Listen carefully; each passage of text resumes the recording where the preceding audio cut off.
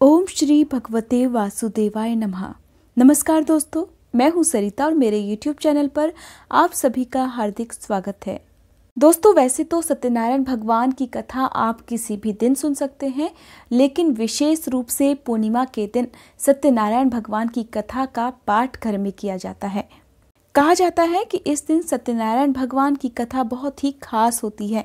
इस दिन भगवान सत्यनारायण की विशेष कृपा मिलती है और साथ ही सत्यनारायण भगवान की कथा का पाठ केले के पेड़ के नीचे या फिर घर के ब्रह्म स्थान पर करना बहुत ही शुभ माना गया है।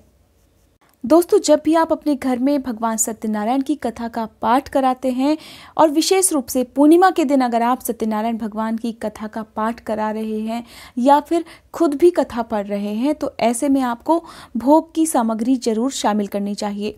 भोग में आप पंजीरी, पंचामृत, केले और तुलसी को जरूर शामिल कीजिए, क्योंकि पूर्णिमा के दिन सत्यनारायण भगवान की कथा के बाद जब भी कोई व्यक्ति इन सामग्रियों का भोग विष्णु भगवान को लगाता है तो उनकी सभी मनोकामनाएं पूर्ण होती हैं। भगवान सत्यनारायण की कथा सुनने के लिए आप अपने आसपास के लोगों को आमंत्रित कर सकते हैं, अपने रिश्तेदारों को घर पर आमंत्रित कर सकते हैं, क्योंकि ऐसा करने से दोस्तों बहुत ही सुख समृद्धि आती है, जीवन में खुशियां मिलती हैं।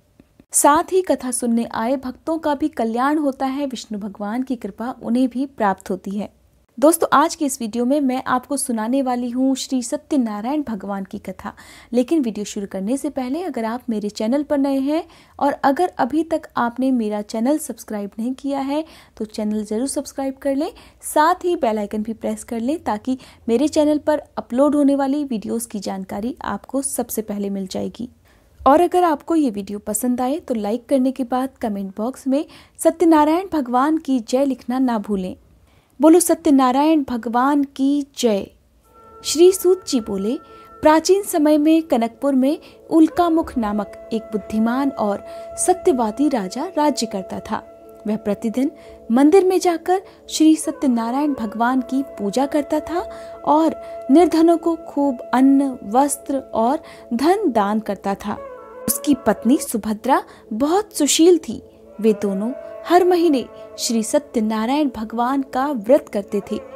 श्री सत्यनारायण भगवान की अनुकंपा से उनके महल में धन संपत्ति के भंडार भरे रहते थे। उनकी सारी प्रजा बहुत आनंद से जीवन यापन कर रही थी। एक बार राजा और रानी बहुत से लोगों के साथ जब भद्रशिला नदी के किनारे श्री सत्यनारायण भगवान की पूजा कर रहे थे तो नदी के किनारे एक बहुत बड़ी नौका आकर ठहरी। उस नौका में एक बहुत धनी व्यापारी यात्रा कर रहा था। वह बहुत सा धन कमाकर अपने नगर लौट रहा था। उसका सारा धन नाव में ही रखा हुआ था। नाव से उतरकर व्यापारी राजा के पास पहुंचा। राजा को पूजा करते देखकर उसने पूछा कि हे राजन, आप इन सब लोगों के साथ मिलकर किसकी पूजा कर रहे हैं और इस पूजा को करने से क्या लाभ होता है? तब राजा ने उसे भगवान सत्यनारायण की महिमा एवं उनके व्रत का लाभ बताया और व्यापारी द्वारा इस व्रत को करने की विधि पूछे जाने पर उसे व्रत और पूजा करने की विधि भी बताई। राजा ने व्रत कथा सुनने के बाद व्यापारी को भी प्रसाद दिया। श्री सत्यनारायण भगवान का स्मरण करते हुए व्यापारी ने प्रसाद ग्रहण किया और वापस लौटकर अपनी पत्नी लीलावती से कहा कि हमारी कोई संतान नहीं है। कनकपुर के राजा उल्कामुख ने मुझे बताया है कि सत्यनारायण भगवान का व्रत करने और उनकी कथा सुनने से सभी मनोकामनाएं पूरी होती हैं। यदि सत्यनारायण भगवान की अनुकंपा से हमारी कोई संतान हुई तो मैं श्री सत्यनारायण भगवान का व्रत अवश्य रखूंगा। और व्यापारी के ऐसा निश्चय करने के कुछ समय बाद लीलावती गर्भवती हुई। 9वें महीने में उसने एक सुंदर कन्या को जन्म दिया। व्यापारी ने पुत्री के जन्म पर बहुत खुशियां मनाई, लेकिन सत्यनारायण भगवान का व्रत करना भूल गया। जब उसकी पत्नी लीलावती ने अपने पति से श्री सत्यनारायण भगवान का व्रत करने को कहा तो वो बोला कि अभी जल्दी क्या है, मैं इधर व्यापार में बहुत व्यस्त हूँ। जब बेटी बड़ी हो जाएगी और इसका विवाह करूंगा तो मैं अवश्य ही भगवान सत्यनारायण का व्रत करूंगा। और पति के ऐसे वचन सुनकर लीलावती चुप हो गई। उधर व्यापारी की कन्या कलावती शुक्ल पक्ष के चंद्रमा की तरह तेजी से बड़ी होने लगी। पलक झपकते ही 16 वर्ष बीत गए। एक दिन व्यापार में बहुत सा धन कमाकर घर लौटे व्यापारी ने अपनी बेटी को सहेलियों के साथ घूमते देखा तो उसे उसके विवाह की चिंता होने लगी और उस व्यापारी ने कलावती के लिए सुयोग्य वर ढूंढने के लिए अपने सेवकों को दूर दूर के नगरों में भेजा। व्यापारी के सेवक कंचनपुर नगर में पहुंचे। उस नगर में उन्होंने एक वणिक पुत्र को देखा। वणिक का बेटा सुंदर और गुणवान था। सेवकों ने वापस लौटकर व्यापारी को उस वणिक के बेटे के बारे में बताया। व्यापारी उस सुंदर लड़के को देखकर बहुत प्रसन्न हुआ और कलावती का विवाह धूमधाम से उसके साथ कर दिया। दहेज में उसने वणिक पुत्र को बहुत सा धन दिया। कलावती का विवाह भी हो गया, लेकिन व्यापारी ने श्री सत्यनारायण भगवान का व्रत नहीं किया। लीलावती ने अपने पति से कहा कि हे नाथ, आपने कलावती के विवाह पर श्री सत्यनारायण भगवान का व्रत करने का निश्चय किया था, अब तो आपको व्रत कर लेना चाहिए। पत्नी की बात सुनकर व्यापारी ने कहा, अभी तो मैं अपने दामाद के साथ व्यापार करने के लिए जा रहा हूँ। व्यापार से लौटने पर श्री सत्यनारायण भगवान का व्रत पूजन अवश्य करूंगा। यह कहकर व्यापारी ने कई नावों में सामान भरा और अपने दामाद तथा सेवकों के साथ व्यापार करने के लिए निकल पड़ा। व्यापारी द्वारा बार बार व्रत का निश्चय करने और फिर व्रत न करने से सत्यनारायण भगवान क्रोधित हो गए और व्यापारी को दंड देने का निश्चय किया। उधर व्यापारी अपने दामाद के साथ रत्नसारपुर में पहुंचकर व्यापार करने लगा। एक दिन कुछ चोर महल में चोरी करके भाग रहे थे। सैनिक उनका पीछा कर रहे थे। भागते हुए चोरों ने सैनिकों से बचने के लिए चोरी का सारा धन व्यापारी की नावों में छुपा दिया। खाली हाथ चोर आराम से भाग गए। चोरों का पीछा करते हुए सैनिक व्यापारी के पास पहुंचे। उन्होंने व्यापारी की नावों की तलाशी ली तो उन्हें राजा का चोरी किया गया सारा धन मिल गया। तब सैनिक व्यापारी और उसके दामाद को बंदी बनाकर राजा के पास ले गए। राजा ने उन दोनों को बंदी गृह में डाल दिया और उनका सारा धन ले लिया। श्री सत्यनारायण भगवान के प्रकोप से उधर लीलावती पर भी मुसीबतों का पहाड़ टूट पड़ा। उसके घर में चोरी हो गई और घर में खाने के लिए भी अन्न नहीं बचा। भूख प्यास से व्याकुल होकर व्यापारी की बेटी कलावती एक ब्राह्मण के घर गई। उस ब्राह्मण के घर में श्री सत्यनारायण भगवान की पूजा हो रही थी। उसने भी वहां बैठकर कथा सुनी और प्रसाद लिया। घर लौटकर कलावती ने सारी बात अपनी माँ लीलावती को बताई। बात सुनकर लीलावती ने सत्यनारायण भगवान का व्रत करने का निश्चय किया। अगले दिन लीलावती ने अपने परिवार और आसपास के लोगों के साथ श्री सत्यनारायण भगवान की पूजा की। पूजा के बाद सबको प्रसाद बांटकर स्वयं भी प्रसाद ग्रहण किया। लीलावती ने अपने पति और दामाद के घर लौट आने की मनोकामना से श्री सत्यनारायण भगवान का व्रत किया था। लीलावती के विधि पूर्वक व्रत करने और प्रसाद ग्रहण करने से श्री सत्यनारायण भगवान ने प्रसन्न होकर उसकी सारी मनोकामना पूरी की। उन्होंने राजा चंद्रकेतु को स्वप्न में दर्शन देकर कहा, हे राजन, व्यापारी और उसका दामाद बिल्कुल निर्दोष है। सुबह उठते ही उन दोनों को रिहा कर दो।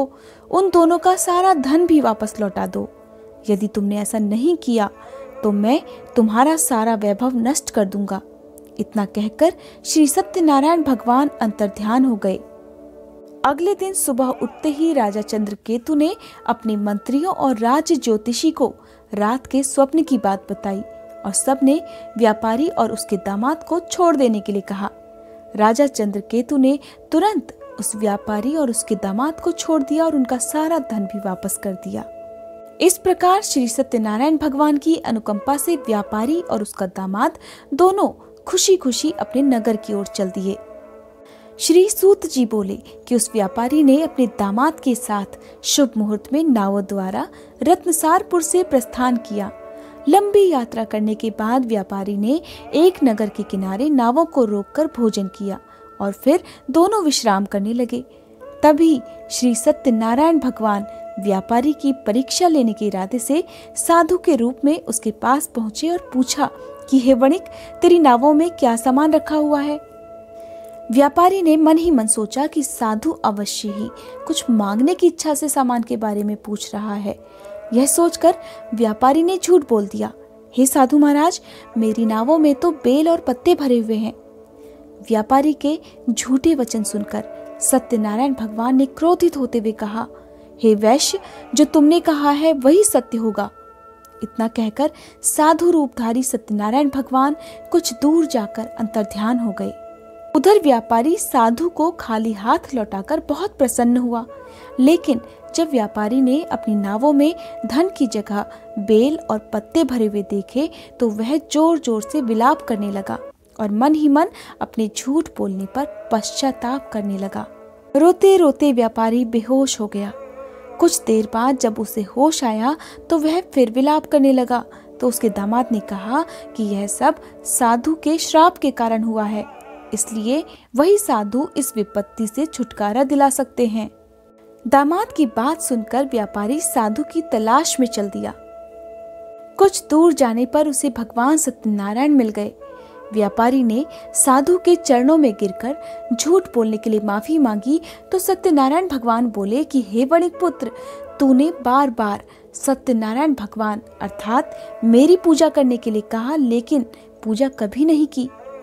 व्यापारी ने तब हाथ जोड़कर कहा कि हे भगवान, आप तो दीन दुखियों के कष्ट हरने वाले हैं, सबकी मनोकामनाएं पूरी करते हैं। मेरी इस गलती को क्षमा करें। मैं सदैव आपका व्रत और पूजन करूंगा। आप मुझ पर अनुकंपा करें। व्यापारी की क्षमा याचना सुनकर साधु महाराज ने उसे क्षमा कर दिया। उसी समय व्यापारी की नावों में भरे हुए बेल और पत्ते धन धान्य में परिवर्तित हो गए। व्यापारी ने अपने सेवकों के साथ अगले दिन श्री सत्यनारायण भगवान का व्रत करके उनकी पूजा की, सबको प्रसाद वितरित कर स्वयं भी प्रसाद ग्रहण किया। उसके बाद व्यापारी ने अपने नगर की ओर प्रस्थान किया। अपने नगर में पहुंचकर व्यापारी ने एक सेवक को अपने घर भेजा। सेवक ने उसके घर पहुंचकर उसकी पत्नी लीलावती को सूचित किया। उसी समय लीलावती और कलावती दोनों श्री सत्यनारायण भगवान की पूजा कर रही थी। पति और दामाद के लौट आने का समाचार सुनकर लीलावती ने पूजा करके प्रसाद ग्रहण किया और कलावती से कहा कि बेटी, मैं नदी किनारे जा रही हूँ, तू घर का काम पूरा करके आ जाना। यह कहकर लीलावती नदी की ओर चल पड़ी, परंतु कलावती पति से मिलने की खुशी में प्रसाद ग्रहण किए बिना ही घर से निकलकर नदी किनारे जा पहुंची। उसके प्रसाद ग्रहण न करने के कारण भगवान सत्यनारायण क्रोधित हो उठे। उन्होंने व्यापारी की नावों को नदी में डुबो दिया। अपने पति को वहां पर न देखकर कलावती ने जोर जोर से रोना शुरू कर दिया। तब व्यापारी ने कहा कि पुत्री, अवश्य ही तुझसे कोई भूल हुई है। उस भूल के कारण श्री सत्यनारायण भगवान ने तुझे यह दंड दिया है। तब व्यापारी ने सत्यनारायण भगवान से प्रार्थना की कि हे भगवान, मेरे परिवार के किसी स्त्री पुरुष से कोई भूल हुई हो तो उसे अवश्य क्षमा कर देना। तभी आकाशवाणी हुई, हे वणिक पुत्र, तेरी कन्या मेरा प्रसाद ग्रहण किए बिना ही चली आई। यदि अब घर पहुंचकर तेरी कन्या प्रसाद ग्रहण करके वापस आए तो उसे पति के दर्शन होंगे और डूबी हुई नावें भी ऊपर आ जाएंगी। कलावती ने वैसा ही किया। उसके प्रसाद ग्रहण करके वापस लौटने पर नावें जल के ऊपर आ गईं। दामाद भी सुरक्षित नदी से निकल गया। घर लौटकर व्यापारी ने अपने परिवार और बंधु बांधवों के साथ मिलकर विधि विधान से श्री सत्यनारायण भगवान की पूजा की। उसकी सभी मनोकामनाएं पूरी हुई और वह आनंद पूर्वक जीवन यापन करता हुआ अंत में विष्णु लोक को चला गया। बोलो सत्यनारायण भगवान की जय। दोस्तों, यह थी आज की वीडियो। उम्मीद करती हूँ ये वीडियो आपको पसंद आई होगी। अगर आपको ये वीडियो पसंद आई हो तो लाइक करने के बाद कमेंट बॉक्स में श्री सत्यनारायण भगवान की जय लिखना ना भूलें। भगवान सत्यनारायण आप सभी का कल्याण करें।